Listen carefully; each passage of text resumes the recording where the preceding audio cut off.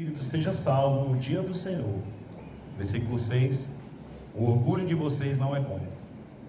Vocês não sabem que um pouco de fermento faz toda a massa ficar fermentada? Livrem-se do fermento velho, para que sejam massa nova e sem fermento, como realmente são. Pois Cristo, nosso Cordeiro Pascal, foi sacrificado. Por isso, celebremos a festa, não com o fermento velho, nem com o fermento da maldade e da perversidade, mas com os pães sem fermento, da sinceridade e da verdade. Vamos orar? Senhor Deus, obrigado pelo encontro tão bom, Senhor Deus, irmãos te adorando, tem tão precioso aqui. Como é bom ver, Senhor Deus, a igreja humana, o casal, tanto tem abençoado esse trabalho. É muito gratificante, ó Deus, ver a tua igreja prosseguindo, crescendo e firmada da tua palavra. Nos abençoe, Deus, aqui na ministração dessa palavra, Senhor. Eu peço que o Senhor me capacite a ser usado pelo teu Espírito para tocar no coração dos irmãos, a começar em mim. Que a tua palavra faça a obra em nossas vidas, em nome de Jesus. Amém. Amém. Culto abençoado, muito bom. Abençoe o irmão pela direção do curso. E ao César, que estava brincando aqui com esse presbítero levita. Então é bom a gente ver o irmão abençoando a gente no louvor. Irmãos, a gente vem aqui e fala que é bom estar aqui na igreja reunida e tudo mais. Aí a gente vai para a primeira carta de Paulo aos Coríntios, e a gente vê uma igreja problemática. A igreja de Corinto é a igreja fundada por Paulo, estava ali fica Corinto ainda, né? Ali na Grécia. Na época era também uma colônia romana, mas era uma igreja que estava trazendo muitas dores de cabeça ao apóstolo Paulo. Que problema? A gente estava uma igreja problemática. Por quê? O que teria lá? Havia problema de divisões. Quem lembra? Eu sou de Paulo, eu sou de Apolo, eu sou de Cristo, eu sou de Cefas. Igreja com facções, porque é muito ruim para uma igreja. É uma igreja que racha. Tem aquele que segue um líder tal, tem outro que prefere o líder Joãozinho. E assim o inimigo vai batendo palmas, porque a igreja, ao invés de estar unida, está rachada. E as igrejas passavam por isso. Também uma igreja com problemas de imoralidade sexual, que é um dos temas aqui, um dos problemas que nós vamos abordar dentro da igreja. Uma igreja com muita confusão teológica. E escreveram para Paulo, né, para tirar dúvidas acerca de como que era com relação ao divórcio, ao casamento e tudo mais. Uma igreja também onde reinava idolatria. Ele sabe que a cidade de Corinto, uma cidade com muita idolatria, misturada com a moralidade sexual. Então, irmãos, era uma igreja difícil. Era uma igreja problemática.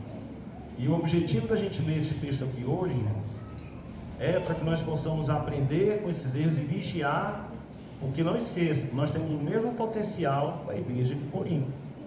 Mas nós estamos aqui num local assim de eles são assim, ainda bem que nós da Monte Sião nós somos, né? Somos do poder e tal. Mas a gente tem que ter um olhar humilde. E eu falo que eles são problemáticos, mas começamos a olhar em nós para nós não seguirmos esse mesmo caminho. E era algo tão forte que naquela época, corintianizar, tem nada a ver com Corinthians, Thiago? Tranquilo? Corintianizar é um sinônimo de imoralidade, no vocabulário da época. Era um sinônimo de depravação com embriaguez. Então, quando a fama chega a esse nível, é porque a gente sabe que o estrago está muito grande. Essa era a situação da igreja de Corinto. Eu queria que você observasse comigo, aí no versículo 6, eu quero fazer uma abordagem um pouquinho diferente na sequência, mas é o seguinte, eu quero começar no verso 6, e depois nós vamos examinar do 1 ao 5. Mas por que eu estou começando aqui no verso 6? Por causa dessa frase inicial. Observe comigo aí, ó. O orgulho de vocês não é bom. Irmãos, quando a gente lê 1 Coríntios capítulo 5, esse trecho que a gente leu aqui, salta logo aos olhos a questão da sexualidade ali, né? E o problema da imoralidade. Isso sempre chama mais atenção. Mas eu quero propor aqui que o que alimentou isso, o que impediu desse problema da imoralidade ser abafado, não abafado, mas tratado, atacado pela igreja, foi essa palavrinha aqui chamada orgulho. Também, a versão antiga, jactância, né? Vaidade. Por quê? Porque ao invés da igreja reconhecer a sua fraqueza, eles faziam vista grossas para aquele problema. Ou de repente, poderíamos talvez até achar que era algo a ser honrado, onde nós somos tolerantes, talvez, os padrões ao certo, né? Mas certamente era algo que não estava sendo atacado, e Paulo fala: olha, o orgulho de vocês não é bom. Para você ter ideia, aquilo era escândalo até para os gentios. Mesmo uma cidade tão depravada como a de Corinto, a questão da imoralidade envolvendo incesto, nós vamos já olhar do verso 5, aquilo ali era escândalo até para os de fora. Imaginem para os de dentro. E a lição que a gente tira aqui nesse verso 6, irmãos, é o seguinte: pense isso na sua vida. Se você enfrentar qualquer pecado com postura de orgulho, a sua derrota é certa. Porque pecado se enfrenta com confissão. Você tem que confessar diante de Deus o seu pecado. E confessar tem ideia de dizer o mesmo nome, a mesma coisa que você fez. Por exemplo, imagina que um irmão em Cristo agride o outro e diz: me perdoe que eu tenha sido de você. Você não. Ele tem agredido, tem que dizer o nome do pecado. Imagina que você ofende sua esposa. Ele olha para ele: perdão, desculpa aí se eu te magoei. Se eu te magoei, isso não é confissão. Tem que dizer a mesma coisa. Agora, se o coração da gente, como era o caso da igreja lá, estiver cheio de orgulho, de vaidade, nós não vamos tratar o pecado. Porque esse orgulho não vai permitir que a gente se humilhe. E o pecado só se trata com humilhação, com humildade. Por isso que em Mateus 11 Jesus diz: aprendam de mim, pois sou manso e humilde de coração. Aí ele diz lá na frente: vocês encontrarão descanso para a alma. Então perceba que a humildade vai trazer descanso no corpo. Por quê? Porque na humildade você vai confessar o seu pecado, você vai tratar diante de Deus, você vai se humilhar diante de alguém que você ofendeu, e assim você vai crescer na fé. Mas se não houver essa postura de humildade, se for uma postura de orgulho e vaidade, como era a igreja de Corinto, a derrota é certa. Vale para a igreja, vale para a nossa vida individual, para as relações familiares, para a criação de filhos. De todas essas áreas, se não houver humildade cristã, se for com orgulho, é derrota. Por isso que lá em Provérbios está escrito: o orgulho vem antes da destruição. Ou na versão clássica, a soberba precede a ruína. A queda, a soberba precede a queda. Aí diz lá: e o espírito altivo, é uma coisa que a soberba, né? Também vem antes da queda. Então, você vê que a gente lê o capítulo 5 e pensa assim: olha aí, imoralidade. Nossa, essa igreja. Mas algo serviu de alicerce para esse pecado. E foi orgulho. Por isso que lá no 2 ele diz: observa esse 2: vocês estão orgulhosos, estão vaidosos. Irmãos, isso é um laço do inimigo. A vaidade, o orgulho, se achar superior, seja individualmente, seja coletivamente, né? Achar que o seu grupo é melhor que o outro, você está sempre por cima. Não, tem que ter uma postura de humildade. E aí, continuando aí no versículo 6, pode colocar aqui, por favor. No versículo 6 diz na continuação: vocês não sabem que um pouco de fermento faz toda a massa ficar fermentada, né? Ou um pouco de fermento leveda toda a massa. O fermento, irmão, a gente sabe, né, aquela massa geralmente feita da farinha, massa velha de farinha azeda. Eu estou pegando aqui, eu não sabia não, mas estudar aqui agora de fermento. Mas ele colocava sobre o pão, faz a massa do pão crescer. E é interessante que nas escrituras, irmão, o fermento, ele sempre traz aquela ideia de influência, e geralmente no contexto negativo. Embora uma vez lá em Mateus 13, Jesus tenha usado no contexto positivo, do reino de Deus influenciar, né? Mas geralmente a ideia é de influência negativa, né? E no contexto aqui, a gente vê que a influência era de que o pecado estava na igreja, não estava sendo tratado, e aquele pecado estava contaminando, né? Pode colocar só aí, vamos ver o ponto aí, então. Aquele pecado estava contaminando a igreja. E olha que proporção, vamos dizer assim, desfavorável para nós. Ele diz o seguinte: um pouco de fermento fermenta toda a massa. Parece, eu lembrei vendo isso aqui, o cara parece dieta, né? Se você faz muita dieta ali, você perde pouco peso. Um pouquinho de comida, você sair da linha, o estrago é grande. E é um princípio assim, irmãos. Se há um pecado na igreja que não vai sendo tratado, aquilo ali vai contaminando. As consciências vão ficando cauterizadas. E, embora o contexto aqui é a igreja, mas eu digo que nós podemos aplicar também individualmente. Irmãos, nós não podemos brincar com a questão do pecado. Na frase tem uma vez assim: quem ousa brincar com o pecado, ousa pecar. Entendeu aí? Se você ousa se arriscar no pecado, andar nos caminhos que vão te deixar perto do abismo, você vai mais mesmo. Porque se nós não damos a importância devida, se nós tratamos com orgulho ou com desprezo essa situação, aquele fermento vai se alastrar e a queda será grande. É uma mensagem para nós, irmãos, de advertência. E a questão do fermento, ao meu ver, a questão assim, principal aqui em Cristo, a ideia é o seguinte: trate o pecado. Eu aprendi bem cedo, na minha conversão, uma pequena grupo, o meu líder dizia muito isso para mim. Ele try de beber, né? Beber, pecado, a gente trata. Ele disse assim: pecado não se espalha, se trata. E é interessante, tinha as conferências de desavença no pequeno grupo, e eu também aprendi logo assim com esse líder a dar o primeiro passo. Quando você sabe que você fez algo, machucou ali o seu irmão, tá? Mas ele ficou aqui, outro tá lá, mas com vergonha, aquele negócio, coração endurecido, ninguém quer se humilhar.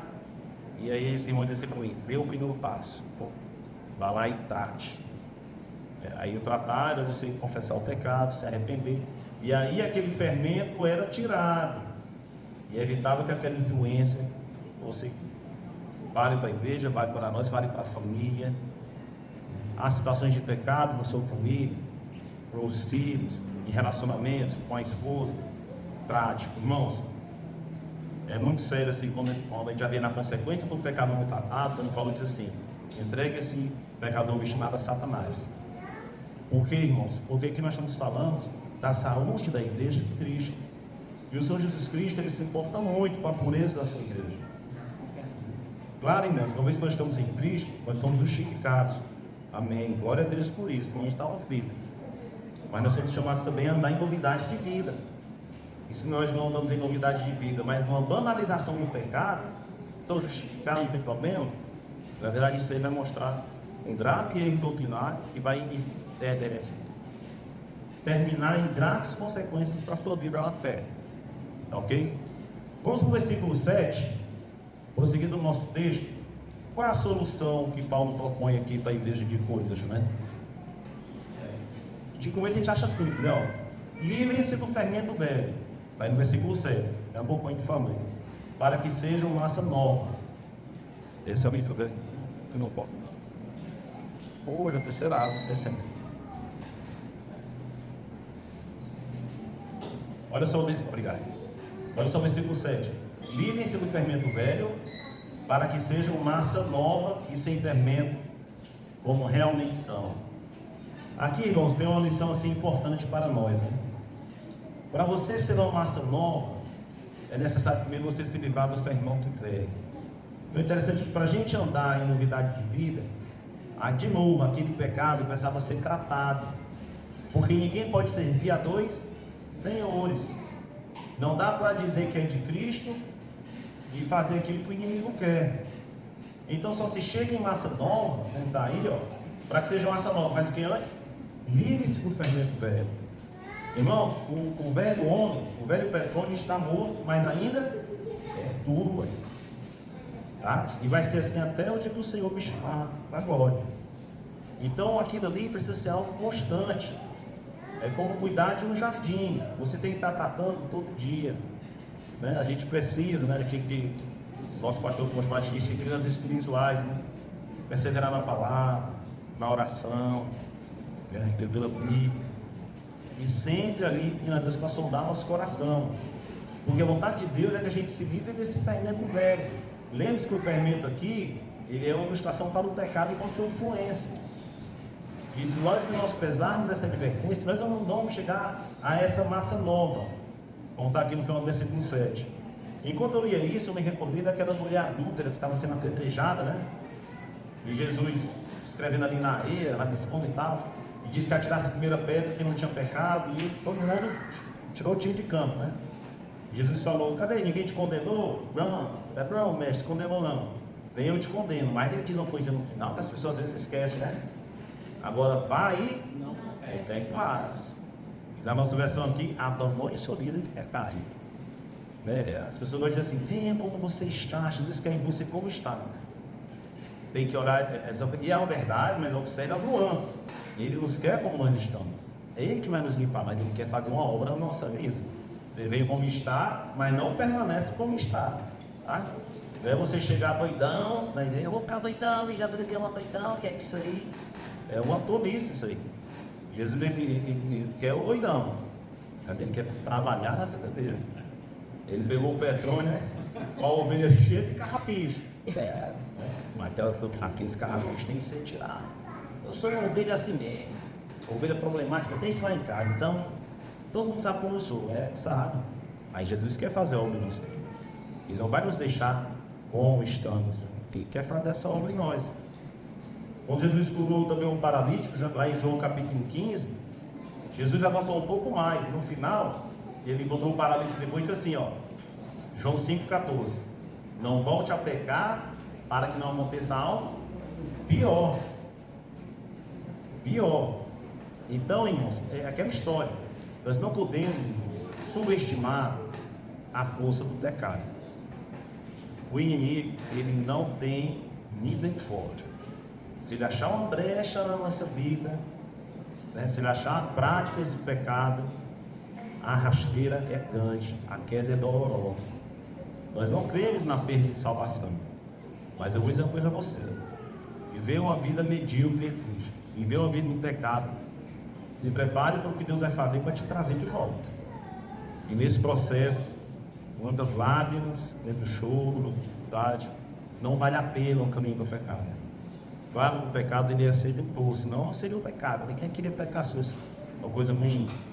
É bom, é apetitoso aos olhos, sim, é atraente, mas depois é um fel desgraçado na vida do crente. E o estrago é grande. Eu gosto sempre de comentar, porque eu converso quando a gente fala sobre Jó, né? Quando o diabo pediu permissão para atazanar a vida de Jó, e quando o Senhor deu a permissão, tem mais nada aí, o diabo já foi para arrebentar com ele, porque ele será partir as bandas no meio. E é assim, ali havia uma permissão do Senhor, né? Não foi algo que Jó plantou, ali Deus se ter trabalhado na vida de Jó. Mas essa é uma realidade espiritual das nossas vidas. Por isso que essa advertência no verso 7 é sério, verso 7. Livres do fermento velho, porque Deus quer que nós andemos em novidade de vida. E o que era esse fermento velho aqui, né? Eu falei do orgulho, mas o principal que salta aos nossos olhos. Vamos lá para o versículo 1. É uma história triste, irmãos. E é incrível como Deus deixa registrado na sua palavra essas histórias terríveis. Que por um lado a gente olha assim, poxa, envergonha a nossa igreja, né? A igreja cristã é triste, mas ele deixa para a nossa missão, né? E lembre-se, você tem o mesmo potencial desse irmão, tá? Por que eu digo isso? Não é para você desanimar, não. É para você ampliar suas reservas, suas defesas, sua atenção e sua humildade. Aquele que está em pé, mude, não caia. É bíblico isso aí, tá? Verso 1, olha só, lendo de novo aqui alguns trechos daqui. Por toda parte, irmão, já estava público isso aqui. Olha que triste, né? Meu Deus, estava público isso aqui. Por toda parte se ouve que há imoralidade entre vocês, que não ocorre nem entre os pagãos, a ponto de alguém possuir a mulher de seu pai. Essa palavra imoralidade é a mesma palavra grega para porneia. Aliás, é a palavra grega porneia, mesmo que eu digo para pornografia. Uma vez eu vi um testemunho de alguns Nicodemos, resumindo aqui, há um quadrinho, mas ele dizia da sua adolescência, juventude, influência de familiares, colocando ele com acesso à pornografia, ele vê assim, que aquilo ali, né, que foi tratado de tem marcas que carrega até hoje. Aquilo que os olhos viram, impregnou, é uma luta de todo dia, de homens e de mulheres. Então você vê que é algo forte, né? Irmãos, a criação ela está muito corrompida, a nossa natureza. Eu costumo dizer que até as bênçãos, às vezes a gente distorce para virar uma maldição. Um ministério maravilhoso vira algo para vaidade. O talento para tocar um louvor, virar para aparecer com os outros. Né? Às vezes o comparecer a um culto que é uma bênção, a gente transforma num algo assim, eu fui e o Pedro de Bom fui. Deve cair em pecado e sem mal pelo meio aqui na rei. A gente faz isso, irmão. Transforma bênção, tem coisa maravilhosa que o culto não tem. Mas a gente consegue distorcer de um jeito para virar algo que nos engrandece, ao invés de engrandecer o Senhor. Né? Verso 2. Como é que uma igreja, irmãos, deve tratar essa questão do pecado? Olha só o verso 2 aí.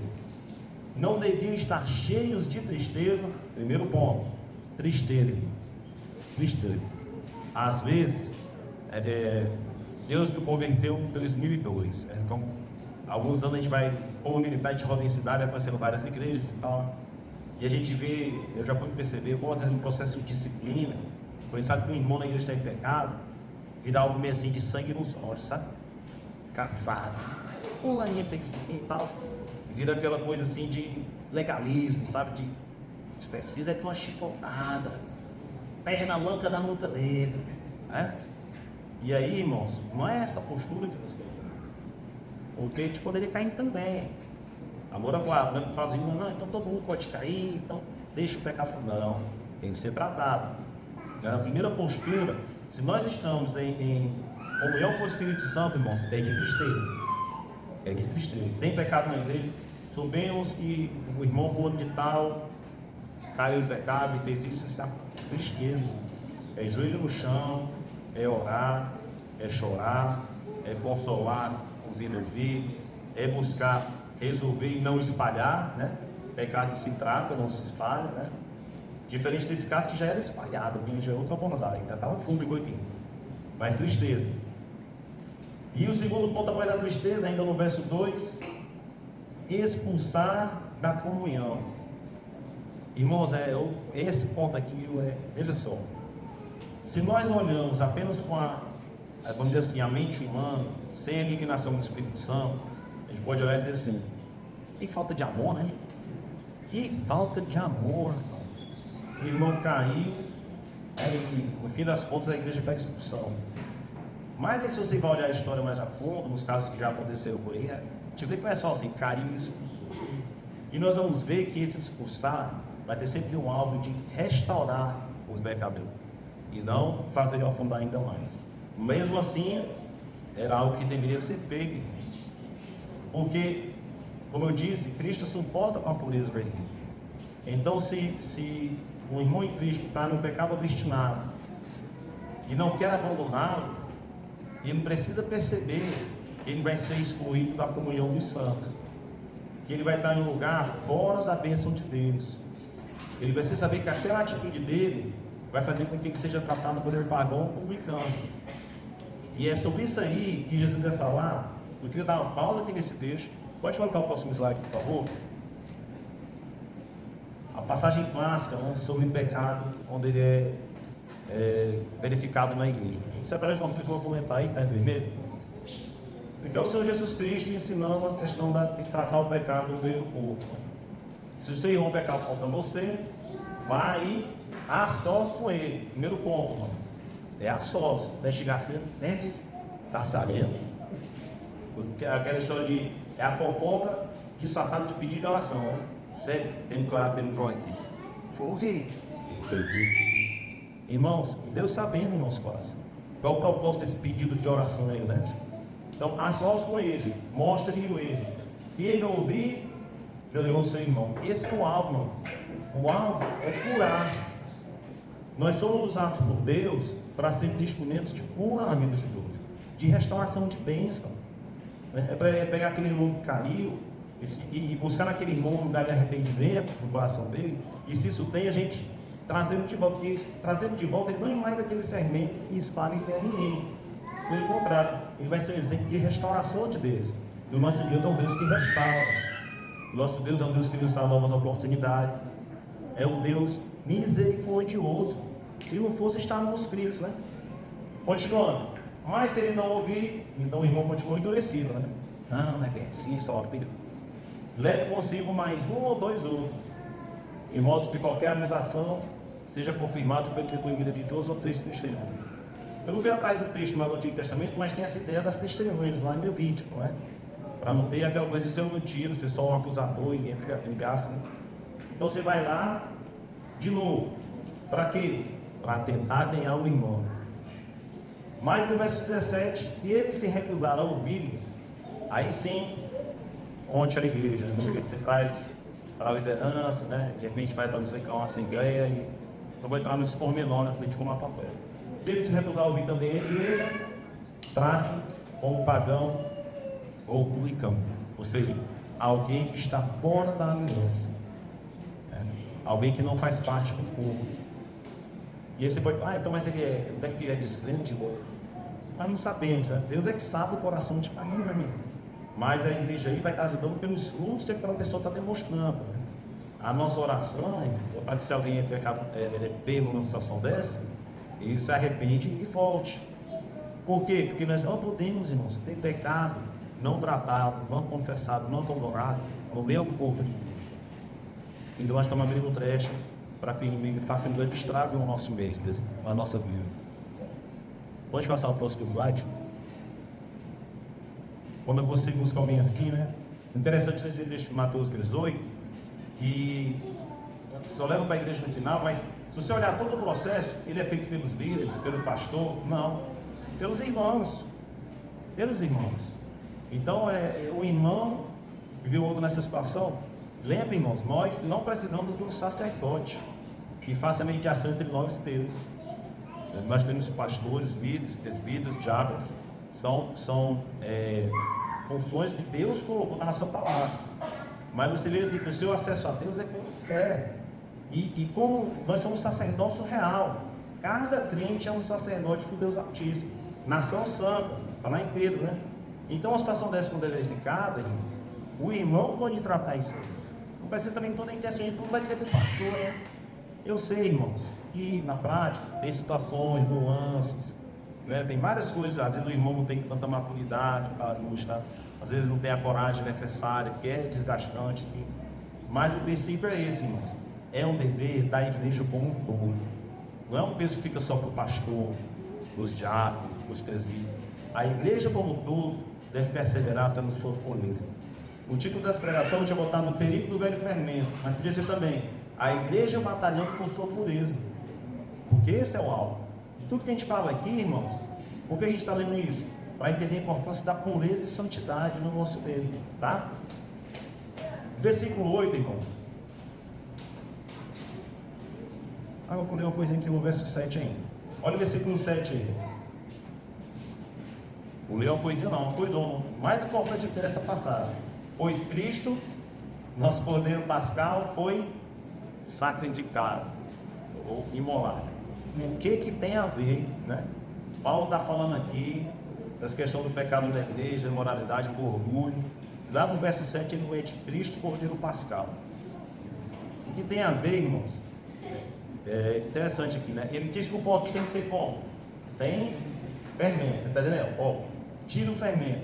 E quando você vai lá no êxodo do povo de Israel saindo do Egito, eles tinham que celebrar a festa dos pães asmos. Logo após a Páscoa, pão asmo é um pão sem fermento.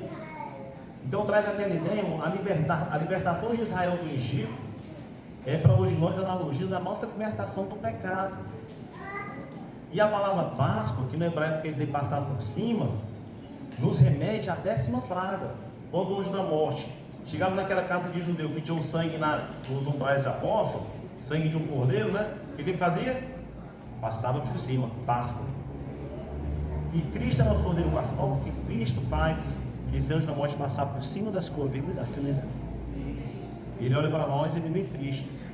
Ele não vê o miserável pescador cheio de fome e de boi, não vê. Mas ele quer que você parte do seu braço.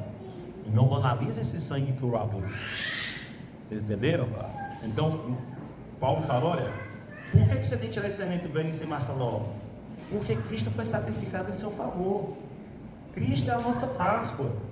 Não dá para sair do Egito levando pão no fermento. Vai dar azedo. Vai ter maldição. Você tem que sair do Egito, você está levando uma festa de pães asmos, de pão sem fermento, sem pecado. É uma analogia. E aí Paulo nos remete para isso, para a libertação. Porque abandonar o pecado, irmãos, é sair da miséria do Egito. É ter um cordeiro que foi sacrificado em nosso favor, cujo sangue faz o inimigo passar por cima, né? Vamos atingir. Nossos primogênitos são preservados. É a promessa de Deus para aquele que está em Cristo. Finalizando, irmãos, nós vamos para o nosso versículo 8. Eu coloquei aí uma nova festa para o povo de Deus. Irmãos, eu queria, antes de entrar no 8, me permitam voltar um pouquinho aqui no sul. Rapidinho, observe comigo o versículo 5. Começa no 4. Olha assim, vamos dizer assim, um cerimonial. Não é a palavra usar, não é cerimonial, solene. Olha a solenidade do que Paulo vai dizer aqui. Acompanhe comigo no 4 aí. Quando vocês estiverem reunidos, em nome do Senhor Jesus, eu com vocês em espírito, presente o poder de Jesus e entregue esse homem a Satanás. Meu amigo, foi muita coisa aqui, viu? Olha a grandeza do que é isso aqui. Olha a seriedade. A meu ver, Paulo está colocando a seriedade. Você disciplina. Às vezes tem gente, eu já vi situação de irmãos disciplinados, que ainda sai arrogante. Besteira dessa aí, ou arruma outra igreja que não sei o que, você vai ouvir. Filho, você foi entregue a Satanás. Aí não é a ideia aqui, irmãos. Nós sabemos se é crente, não é a ideia bem de perder a salvação. Mas acredito, sim, alguns estudiosos, que a ideia é que você está sujeito a certas influências do inimigo. Não vai ser processo. Que se você é crente em Cristo, você é a habitação do Espírito Santo, você tem um selo do Espírito, esse selo não sai, mas você vai estar sujeito. Olha para Jó. Você vai lá, eu estou salvo, pode vir que vem aí. Olha a vida de Jó, você vai aguentar, né? O homem coberto de úlceras, perdeu a família inteira, perdeu tudo que tinha, ainda tinha 3 amigos enchendo o saco ali. Não perdeu a mulher que infernizou ele, né? Isso aí não é filha dele. Mas veja só, né, irmão? É sério isso aí. Então foi entregue a Satanás. Para quê? Versículo 5. Para que o corpo seja destruído. A ideia de punição divina, irmão. Nós não podemos menosprezar isso aqui, irmão. E seu espírito seja salvo. A meu ver, assim, uma ideia de restauração. Sempre o alvo é ganhar aquele irmão, né? Sempre o alvo, irmãos, é fazer alguém que não está enxergando, que está embriagado pelo pecado, porque é embriagante mesmo. E se a gente dá brecha, você mergulha naquela lama e nem sente mais que está na lama. Então a igreja tem esse papel de chacoalhar ele. Meu irmão, volte, como diria no Ceará, que a batata vai assar. Volte no nome de Deus. Vai colher o que vai contar. E agora sim. E eu me lembro também, irmãos, quando a gente fala de disciplina, né? Quando você lê lá o Salmo 23, né? O Senhor é o pastor, nada lhe faltará. Gosto desse salmo, eu penso com meus filhos, criação de filhos. Eu penso eu como filho de Deus. A tua vara e o teu cajado me consolam. E eu sempre pensava em vara e cajado para dar porrada na ovelha, né? A ovelha está saindo, pá, só para cá, pá. Mas aí o salmista diz que aquela vara e cajado, mesmo que dê uma piada mesmo, ela é para consolo. Então, quando Deus nos disciplina, não necessariamente nos disciplina na igreja, mas quando Deus nos dá nossas palmadas, é para nos levar para perto dele. Uma vez eu lendo um livro sobre criação de filhos, diz assim: olha, você corrigir seu filho com palmada, o pai corrigiu, não deixa ele achar consolo na mãe, não. Tem que achar consolo em você que bateu. Ele tem que entender que aquela correção não é para ele, não é porque você não quer a presença dele, mas pelo contrário, você quer ele de alinhado em você e alinhado no cama. Então, o Antônio ligou, filho faz isso, filho animou, hein? Pensa que seu anjinho aí Não, a mãe ligou, aí vai no pai. Ou o contrário, né? O pai ligou, vai na mãe. E aquele que briga, né? Aquele que dá repressão, aquele que corrige, ele seu otário para cá, porque Deus faz assim com a gente. Quando Deus nos disciplina, irmão, não é para a gente ir atrás de outro Deus. Não é para a gente fugir dos braços de Patrés, não. É para a gente voltar para ele, como o pastor que o cara foi ouvir. Então a disciplina que a gente vê aqui, quando Paulo manda entregar esse homem que está obstinado no pecado, entregar a Satanás, é para que ele volte. Não é para que ele fique com Satanás, não. É para ele ver como é que é, lá o buraco é mais embaixo, e ele queira estar na presença do Deus vivo, do Deus de amor. Tá? Finalmente o verso 8. Eu venho prometendo mais aqui. Né? Verso 8. Por isso, celebremos a festa, não com fermento velho, nem com fermento da maldade e da perversidade, mas com os pães sem fermento, da sinceridade e da verdade. Perceba aí o contraste, né? Sai o fermento, que é maldade e perversidade, entra o pão sem fermento, que é a sinceridade e a verdade. É o contraste, mano, entre o velho petrônio e o novo petrônio. É o contraste entre você, como você era, o velho homem, e como você deve andar com Cristo. O velho homem é maldade, é perversidade, e em Cristo é sinceridade e é verdade. E essa nova festa, né, que eu coloquei aí, né, celebrar a festa, essa festa, como eu falei, é Cristo. É Cristo. É a festa da Páscoa. Ele é a nossa Páscoa. É a festa da nova aliança. O sangue que nos purifica. O sangue que nos justifica. Aí está, irmão, uma das maiores belezas do Evangelho de Cristo. Né? É que não é nós, não é o nosso esforço. É o que Ele já fez. Eu gosto de falar assim, não é o que você vai fazer para Deus. É o que Ele já fez por você. Não pense que você vai servir na igreja para pagar algo, assim, para barganhar com Deus. Não, Ele já fez em você. Só lhe resta agora trabalhar para Ele. Mas porque Ele fez em você. Nós amamos porque Ele nos amou primeiro. É a gente que está aqui, tiver uma sacada, um insight aqui, né? Agora você, Deus, que iluminação daqui, eu sou velho. Não. Você estava morto em delitos e pecados e Ele te levantou. Tem que te deu brilho. Eu quero encerrar com 3 aplicações aqui no nosso texto. Pode colocar, por favor, Jesus.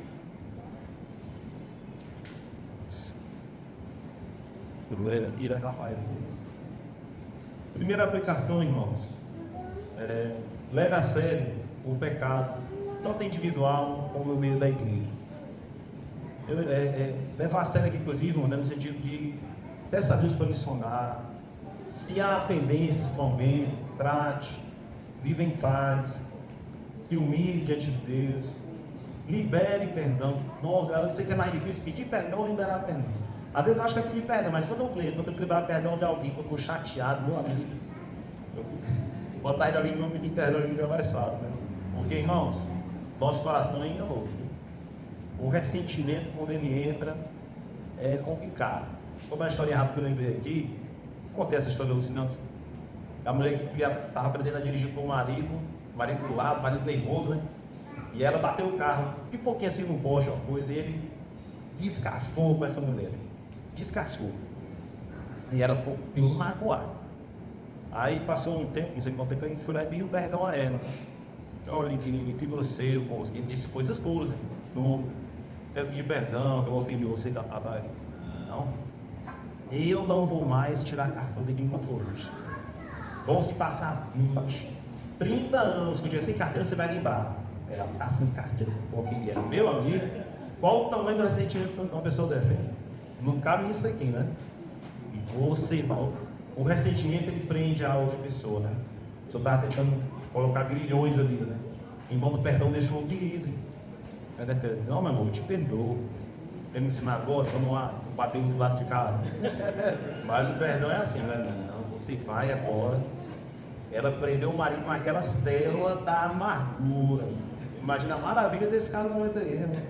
Hoje no ganho. Irmãos, temos que tratar o pecado e, como membros da igreja, né? Não é ser, agora sim, não, parênteses aí, não é ser paranoico, não, né?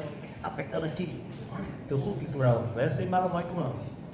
Deus nos dá esse bom senso de você saber quando alguém precisa de ajuda. Deus revela as coisas. Deus faz isso no bem da igreja, né? Essa é a primeira aplicação. A segunda, pode colocar aí. Seja gracioso ao confrontar os pecados. Irmãos, eu acredito que a nossa tendência é ser duro demais. Sabe o que eu acho incrível nesse texto seguinte? Não vou levar. Mas lá no versículo 2, Paulo chama essa igreja aqui problemática, a igreja de Deus, que se reúne por isso. Essa mesma coisa que quis lá. Depois você pode ver aí. A igreja de Deus. Ele já sabia desses rolos, né? Foi tratado o rolo mais na frente. Mas ele não deixou de chamar de igreja de Deus. Lá também, no final do livro, capítulo 16, verso 24, ele fala que ele tem amor por essa igreja. É maravilhoso isso aí, né? Eu já fui alvo de um amor assim. Foi assim que eu me converti, né? Eu passei uma situação onde eu merecia muito ódio e ser escorraçado por um grupo da igreja. E ao invés dessas pessoas me tratarem como eu merecia, eu era descrente, eles me acolheram. E aquilo ali me impactou. O que eu sabia que eu merecia era que eles brigassem comigo. Ao invés disso, eles me acolheram, me mostraram meu erro, mas foram super amorosos comigo. E aí começou a minha conversão. Esse que amor é esse? Como é que eles conseguem amar? Como assim, cara? Eu via do mundão. Mundão é sangue nos olhos, olho por olho, dente por dente. E eu recebi graça. E assim deve ser, irmãos, quando a gente lida com alguém que está em pecado, é alguém que precisa do nosso amor. E a última aplicação: celebre sua nova vida em Cristo, sem fermento. Seja feliz em Cristo. Certa vez eu vi um testemunho e eu acho que eles são lindos. O cara estava evangelizando e foi evangelizar alguém, e esse alguém dizia: eu quero ser cristão. Então, por quê? Hoje é tudo triste, é tudo sisudo. Não lembro qual lugar lá para sair. É tudo meio para baixo, pecado, inferno, condenação, chuva de enxofre, sei lá mais o que. Então veja bem, provavelmente aquela crítica era justa. Penso eu, talvez. Porque, irmãos, a gente tem que saber o equilíbrio das coisas, né? Então tem esse lado, né? Hoje em dia as pessoas não pregam sobre o inferno, sobre o pecado. Tem que pregar, a igreja tem que falar disso.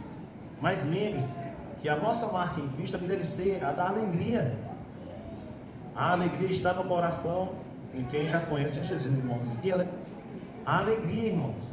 Você saber que você está redimido, resgatado. Você não precisa ter medo de morrer, embora a gente vai ter medo. Deus colocou em nós um instinto de sobrevivência, a gente quer viver, né? Ninguém quer morrer. Pegou fogo aqui, todo mundo corre, né? Vou ficar aqui, vou enfocar com Cristo. Sim, Deus não nos fez assim. Mas quando chegar na face da morte, o Espírito Santo nos dá esse conforto para a presença dele. Nós não estamos mais presos, né, a ter os olhos só nessa vida miserável aqui debaixo do sol. Como dizia o pastor antigo, isso aqui é uma favela. Não importa quão rico você ser, é uma favela. Bom estar com o Senhor. Mas isso deve nos levar a uma vida de alegria.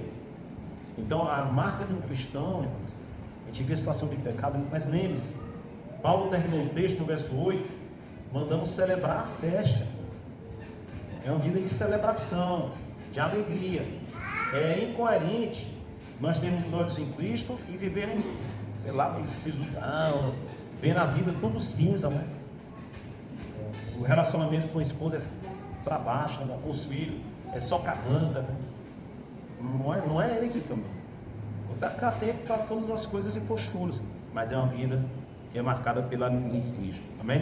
Que Deus nos ajude a lançarmos fora o fermento e andarmos em novidade de vida, em santidade. Amém? Vamos orar, deixar as cabeças fora. Obrigado, Senhor Deus, pela tua palavra. Nos ajuda, Senhor, a andarmos em pureza e santidade na tua presença, Senhor. Lava a nossa mente, Senhor, os nossos corações. Purifica nossos olhos, Deus. Toque nossa língua, Senhor, para que nós falemos palavras de edificação. Nos ajude, Senhor Deus. E quando nós pecarmos, Senhor Deus, te desagradarmos, estamos nesse nosso corpo miserável de morte. Tem misericórdia de nós, ó Deus. Nos dá o quebrantamento de coração e o arrependimento, para que nós possamos tratar tudo isso e não deixar que nada disso, Senhor Deus, atrapalhe a nossa comunhão contigo. Esse é o nosso desejo em nome de Cristo. Amém.